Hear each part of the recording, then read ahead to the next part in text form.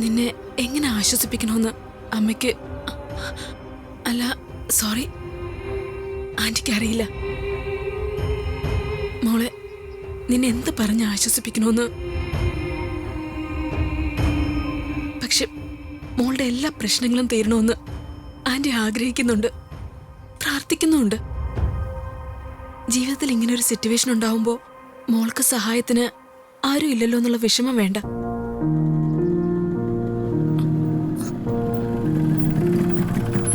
രാജുവിനെ ഞാനാ വിളിച്ചത്. Madam madam എന്തിനാ എന്നോട് വരാൻ പറഞ്ഞ? എനിക്ക് രാജുവിനോട് കുറച്ച് കാര്യങ്ങൾ സംസാരിക്കാനുണ്ട്. ഞാൻ രാജുവിനോട് വരാൻ പറഞ്ഞ കാര്യം എന്തായിരിക്കും രാജുവിന് അറിയാലോ. മനസ്സിലായി മാഡം. പക്ഷെ എനിക്ക് എന്താണ് പറയാനുള്ളതെന്ന് മാഡത്തിനെ കൊണ്ട് എന്നെ എവിടെ എത്തിച്ചതേ ഈ ഋതിക മാഡത്തിന് നന്നായിട്ടറിയാം. രാജു, നടന്നതൊക്കെ മറക്കാൻ ഋതികയ്ക്ക് ബുദ്ധിമുട്ടുണ്ട്. വിവാഹം കഴിഞ്ഞുവെന്ന് ഒരു പ്രത്യേക സാഹചര്യത്തില് ഋതിക നുണ പറഞ്ഞതാണെങ്കിലും പിന്നീട് ഭാര്യ ഭർത്താക്കന്മാരായിട്ടല്ല നിങ്ങൾ ഒരുമിച്ച് ജീവിച്ചതെങ്കിലും ഋതികയുടെ വീട്ടിൽ വെച്ച് അബദ്ധത്തില് രാജുവിന്റെ കയ്യിൽ നിന്നും താലിമാല ഋതികയുടെ കഴുത്തില് വീണു. രാജുവിനെ ഋതിക ഒരുപാട് പ്രണയിച്ചിരുന്നു.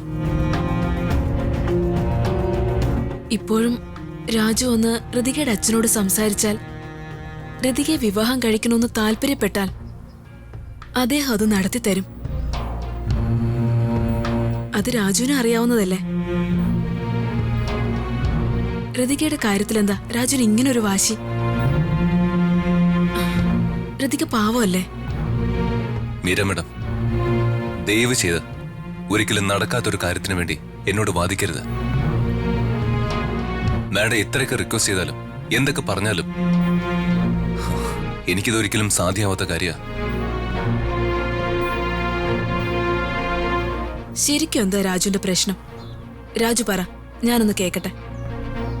മാഡം, വർമ്മ സാർ എന്റെ ആരാണെന്ന് ചോദിച്ചാ എനിക്കതിനൊരു ഉത്തരവില്ല. മാതാപിതാക്കൾക്കും ഗുരുക്കന്മാർക്കും ദൈവത്തിനും മുകളില എനിക്ക് വർമ്മ സാറ്. അങ്ങനെയുള്ള വർമ്മ സാറിന്റെ മകൾ ഋതിക മാഡത്തെ പ്രേമിക്കാനോ വിവാഹം കഴിക്കാനോ എനിക്ക് ഒരിക്കലും കഴിയില്ല. അങ്ങനെയൊക്കെ ആലോചിക്കുമ്പോ തന്നെ എനിക്കെന്റെ തല പെരുക്ക.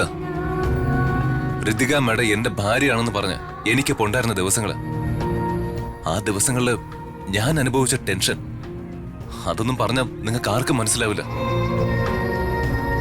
തീരുമാനങ്ങൾ എടുക്കാൻ പക്വതയില്ലാത്ത ഋതിക മാഡം പറയുന്ന കേട്ട് എന്റെ മനസ്സ് മാറ്റാൻ ശ്രമിക്കാതെ ഋതിക മാഡത്തെ കാര്യങ്ങൾ പറഞ്ഞ് മനസ്സിലാക്കുന്നതായിരിക്കും നല്ലത്.